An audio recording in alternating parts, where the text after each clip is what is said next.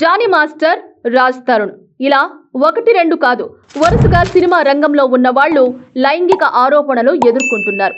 ఇప్పుడిప్పుడే stardom అందిపుచ్చుకుంటున్న Prasad బెహ్రాపై case నమోదైంది. ఆ వివరాలు ఇప్పుడు ఈ వీడియోలో మనం చూద్దాం. ప్రసాద్ బెహ్రాపై లైంగిక ఆరోపణ కేసుపై మీ అభిప్రాయం? ఇది కుట్ర, వాస్తవం ఉండవచ్చు.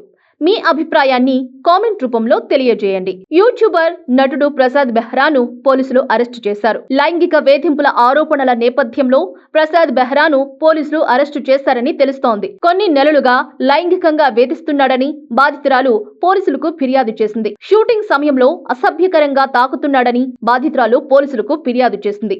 బాధితురాలి ఫిర్యాదుతో ప్రసాద్ బెహ్రాను అరెస్టు చేసి కోర్టులో హాజరుపరిచారు పోలీసులు. ప్రస్తుతం ప్రసాద్ బెహ్రాను రిమాండ్కు తరలించారు జూబ్లీ హిల్స్ పోలీసులు. బాధితురాలు ప్రసాద్ బెహ్రాతో కలిసి వెబ్ సిరీస్ లో నటించింది. షూటింగ్ లో తనతో అసభ్యకరంగా ప్రవర్తించాడంటూ యువతి జూబ్లీ హిల్స్ పోలీసులకు ఫిర్యాదు చేసింది. దాంతో అతన్ని పోలీసులు అరెస్టు చేశారు.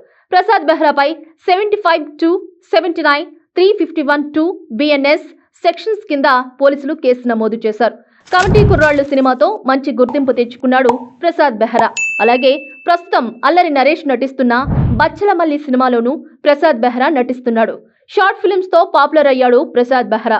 కామెడీ సిరీస్లు చేస్తూ యూట్యూబ్ లో మంచి క్రేజ్ తెచ్చుకున్నాడు.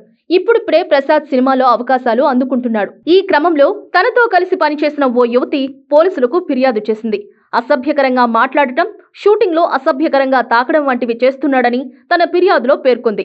దాంతో జూబ్లీ హిల్స్ పోలీసులు కేసు నమోదు చేసి ప్రసాద్ బెహ్రాను అరెస్టు చేశారు. అనంతరం కోర్టులో హాజరుపరిచారు. ప్రస్తుతం అతన్ని రిమాండ్కు తరలించారు పోలీసులు.